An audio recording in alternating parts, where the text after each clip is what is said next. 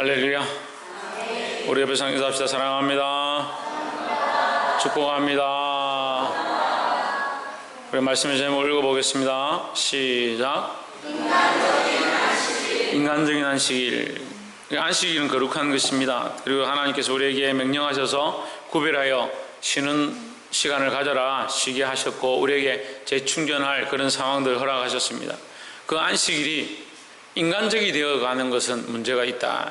그러니까 그 안식일의 의미 자체를 인간적으로 해석하고 인간적으로 가져가는 것. 그럼 인간적인 게 과연 뭐냐? 인간적인 게 과연 뭐냐? 이걸 생각해 봐야 돼요. 인간들이 인간들을 위해서 자기 명예와 자기 욕심을 위해서 쓰게 되는 것, 그것이 인간적인 것이다. 근데 우리가 원천적으로 태어날 때부터 자기를 위한 것을 수없이 행하고 자기를 위한 것을 너무나도 사랑하고 그렇게 살았다는 거예요. 그래서 인간들이 살면서 항상 자기를 위한 것들을 하기 시작한다는 거예요. 우리는 이것들을 날마다 훈련해서 조금씩 어떻게 해야 되냐? 하나님께 돌리는 훈련들을 해야 한다라는 겁니다. 그럼 안식일의 주인은 누구냐? 예수 그리스도입니다. 네, 이 안식일의 주인은 예수 그리스도입니다. 우리의 쉼을 위해서 주신 것입니다. 그럼 누가 주셨냐? 하나님이 주셨습니다. 그래서 인간을 위하여 인간에게 쉼을 허락하였지만 누구의 것이냐? 하나님 것이라는 거예요. 그러니까 우리가 이 끝에서 이걸 잊어버리는 거예요. 쉼을 주셨기 때문에 안식하면 된다. 쉼을 주셨기 때문에 우리가 이렇게 하면 된다. 그 다음에 하나님께 돌려야 될 것들을 잊어버리는 겁니다. 이 쉼이 어디서부터 왔냐? 하나님께로부터 왔다는 것을 잊어버리면 안 된다는 거예요. 14장 1절에 안식일에 예수께서 바리새인의 한 두령의 집에 떡 잡수시러 들어가시니 저희가 엿보고 있더라 하십니다. 엿보았다는 것은 좋지 않은 의미죠. 왜 엿보았느냐? 예수님에게 어떻게 하면 책을 잡겠느냐? 잘못된 것을 집어내겠느냐? 그렇게 하기 위해서 엿보았다는 겁니다. 14장 2절에 주의 앞에 수종병 든 사람이 있는지라 했습니다. 이 피 속에 물이 섞여서 생기는 병이다. 피가 순수한 피가 아니고 안에 물 같은 것들이 자꾸 생긴다는 거예요. 수종병 든 사람이 있는지라. 3절에 예수께서 대답하여 율법 교사들과 바리새인들에게 이르시되 안식일에 병 고쳐주는 것이 합당하냐 아니하냐. 안식일은 하나님 앞에 거룩히 구별된 것이다. 그래서 율법 교사들과 바리새인들은 이걸 가르치는 겁니다. 안식일은 하나님의 것이고 하나님 앞에 특별히 구별해서 잘 지켜야 한다. 거룩하게 지켜야 한다. 안식일에 함부로 일하지 마라. 안식일에 너희는 쉬어야 한다. 이렇게 가르치는 겁니다. 맞지요? 맞지요? 병 고쳐주는 것이 합당하냐 아니냐 예수님이 묻습니다. 너희가 쉬어야 된다 하고 안식일에는 거룩하니까 구별해야 된다 하는데 병 고쳐주는 것이 합당하냐 아니냐. 그럼 안식일의 목적이 뭐냐? 쉼을 위한 것이고 생명을 살리는 것이고 그 생명으로 하나님 앞에 나아가게 하는 것이 목적인데 이 사람들이 가르친 그 율법의 교리 때문에 그것 때문에 병을 고치지 못하고 사람을 살리지 못한다. 이거 옳지 않은 거죠. 4절에 저희가 잠잠하거늘 예수께서 그 사람을 데려다가 고쳐 보내시고 하십니다. 잠잠하거늘 왜 잠잠했느냐? 우리가 왜 잠잠했는지 생각해 봐야 됩니다. 왜 잠잠했냐면 사람들이 많이 있는데요. 사람들이 많이 있는데 병 고치는 것을 반대할 사람들이 아무도 없는 거예요. 근데 율법사들, 교사들과 바리새인들이 서가지고 안 됩니다. 고치지 마십시오 한다면 이게 더 문제가 되는 거예요. 이 사람들이 깨달았지만 뭘 깨달았냐? 하나님의 뜻을 깨달은 게 아니라 하나님의 마음을 깨달은 게 아니고 자기들의 입장을 더 알게 된 거예요. 그래서 다시 또 어떻게 해석하냐? 자기들의 입장과 상황이 사람들 앞에서 난처하게 됐다. 사람들 앞에서 왜 이리 나를 부끄럽게 만드냐? 사람들 앞에서 나를 왜 이리 민망하게 만드냐? 그걸 어떻게 합니까? 결국 예수를 죽일 방도를 찾는 거죠. 우리가 하나님 말씀을 듣고 민망하면요 회개하면 됩니다. 삶을 돌이키면 됩니다. 반성하면 됩니다. 찾아가서 화해하면 됩니다. 고칠 수 있는 기회가 있는 겁니다. 5절에 또 저에게 이르시되 너희 중에 누가 그 아들이나 소나 우물에 빠졌으면 안식일이라도 곧 끌어내지 않겠느냐. 너가 안식일이라고 아이나 너희 중요한 재산이 물에 빠지면 구경하고 있겠느냐.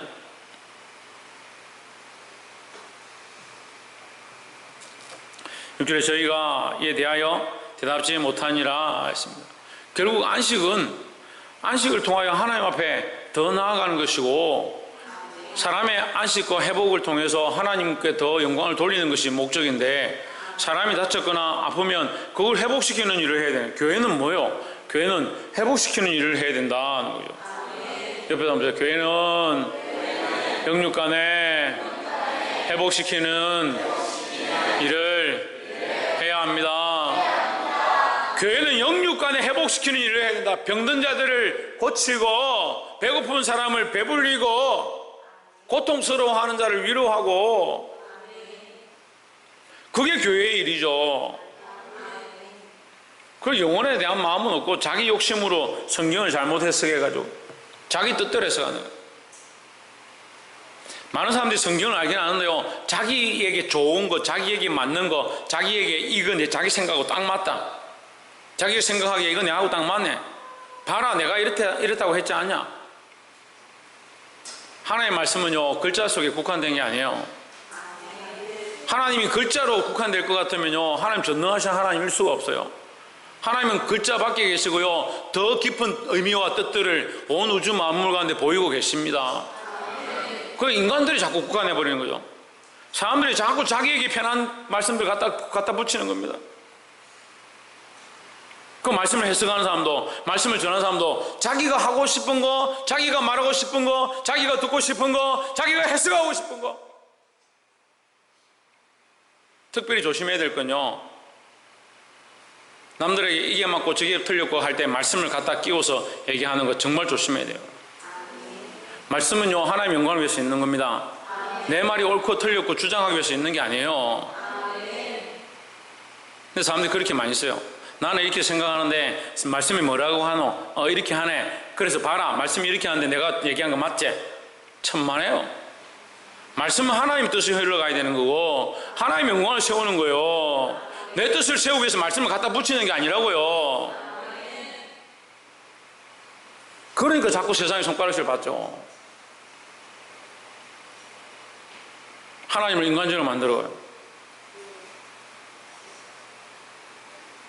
기 있는 자는 성령이 교회들이 하시는 말씀을 들을지어다. 그들이 이에 대하여 대답하지 못하니라. 왜요? 인간적인 생각들을 가지고 있으니까 대답도 못하는 겁니다. 뭘 두려워합니까? 다른 성경에 보면 나와요. 뭘 두려워합니까?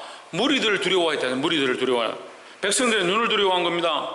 결국 끝까지 하나님의 영광을 위해서 하는 생각들은 없는 거예요. 사람들을 두려워하고 사람들의 눈을 의식하고,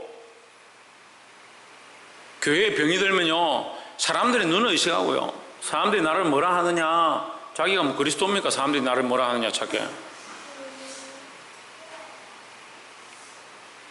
실제로 청함을 받은 사람들의 상자의 택함을 보시고 저에게 비유로 말씀하여 이르시되, 높은 자리 택함을, 그 잔치 자리에 갔는데 지금 떡을 같이 먹는데 서로 높은 자리에 앉으려고, 상석에 앉으려고 그렇게 하는 거예요.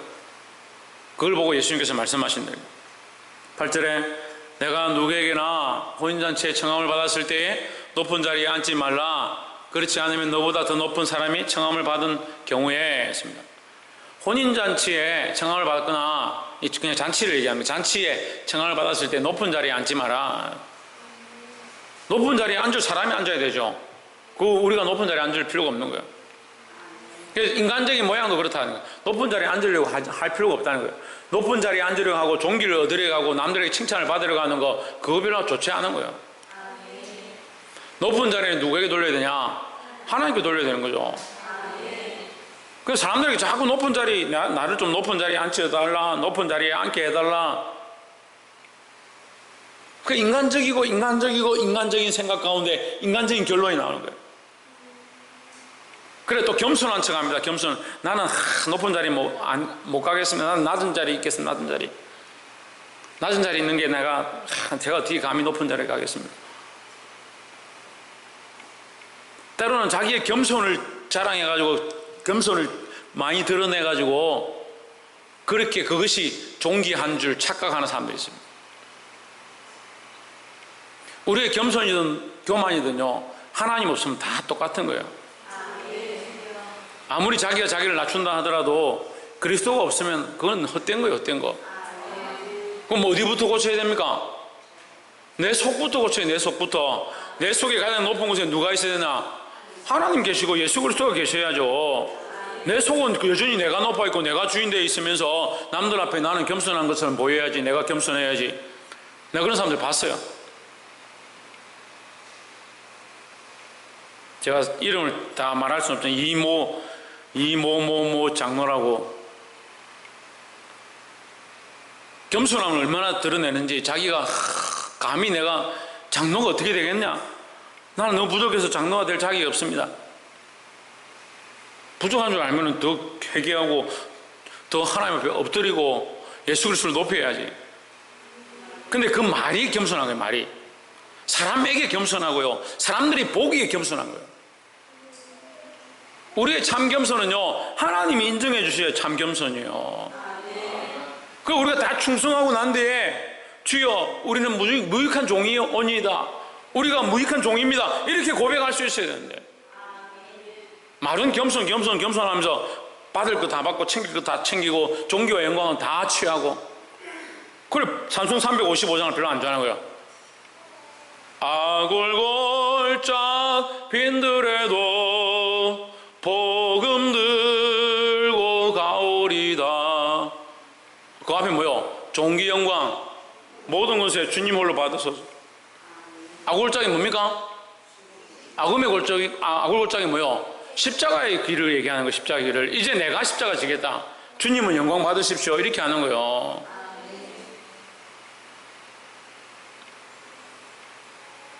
옆에서 한번 보시죠. 인간적인 생각들을 빨리 청산하고 낮은 자리에 내려갑시다.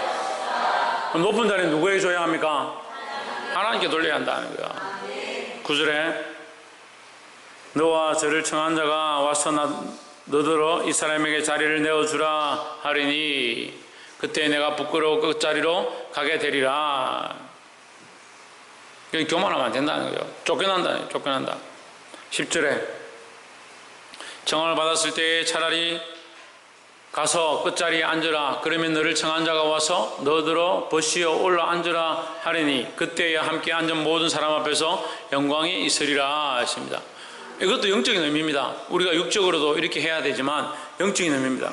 우리가 예수 그리스도를 높이고 하나님께 종기를 돌리면 어떻게 되겠습니까? 하나님이 우리를 높이시는 은혜가 있는 거예요. 하나님이 우리를 높이셔야 참 높임이 되는 거죠. 우리가 아무리 높아지려고 한다고 높아지는 게 아니에요. 청년들이나 학생들이 보면요, 좋은 차 몰고 다니고 좋은 집에 살고 스포츠카 타고 확 가면 막 부러워가지고 나는 언제쯤 저거 한번 타볼까, 그렇게 하는 거예요. 부러울 필요가 없어요. 그게 왜 부러워야 되는 거예요? 그런데 생각들이 있는 거예요. 하나님 나라의 소망은 별로 없고요,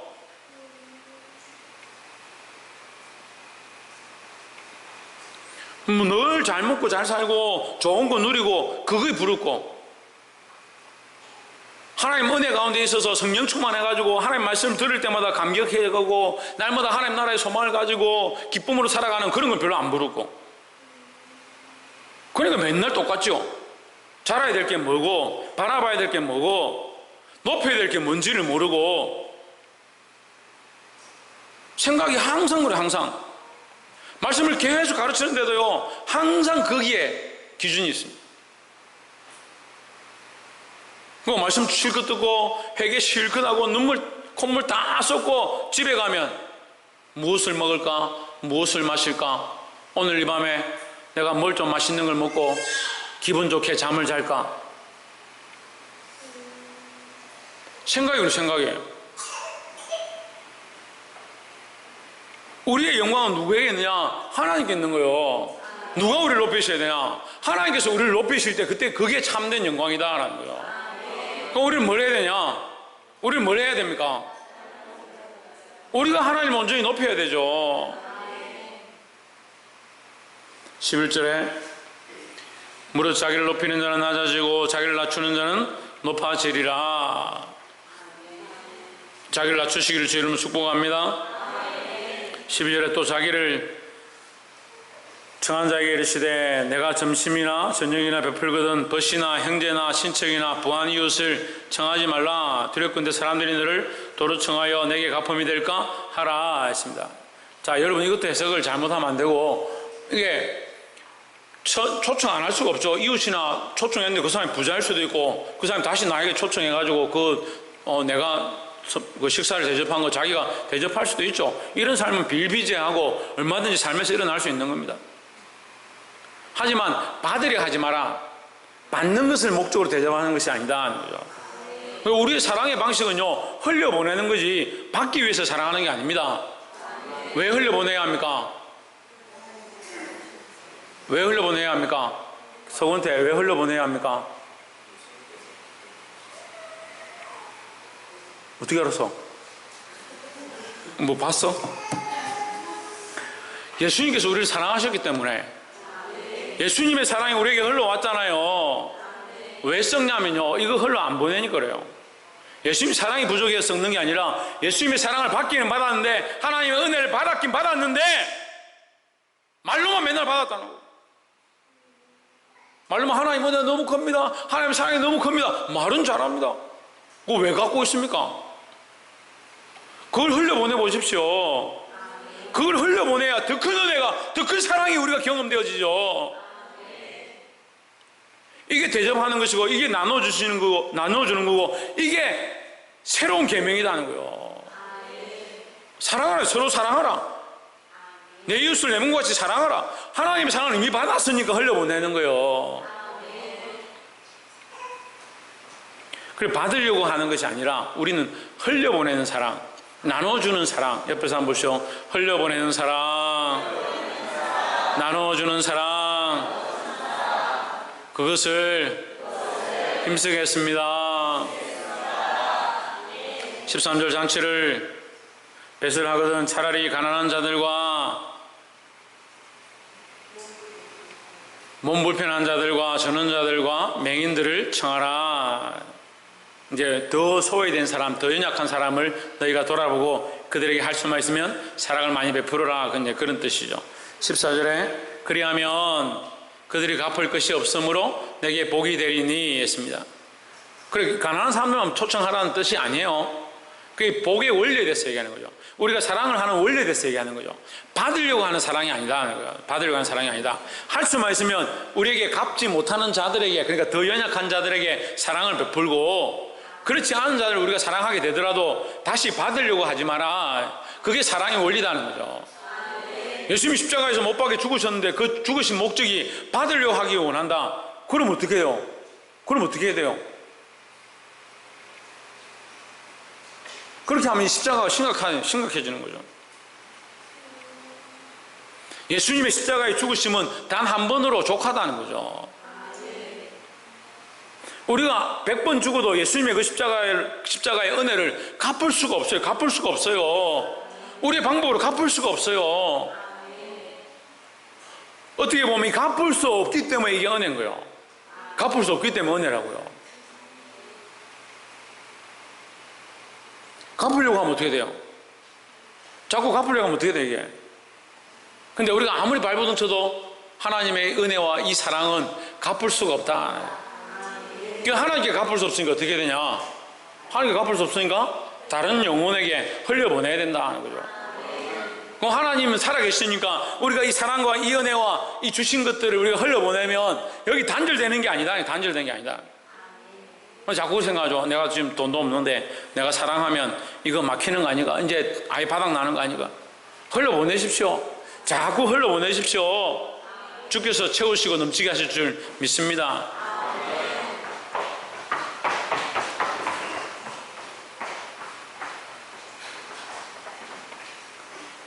14절 다시 읽어봅시다. 시작. 그리하면 그들이 갚을 것이 없으므로 내게 복이 되리니 이는 의인들의 부활 시에 내가 갚음을 받겠음이라 하시더라. 언제 갚느냐? 언제 갚음을 받느냐? 부활 때 하나님 오실 때에 우리에게 갚음이 된다.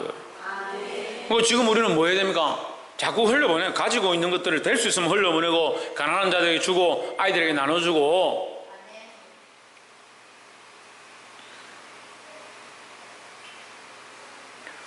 말씀을 맺겠습니다.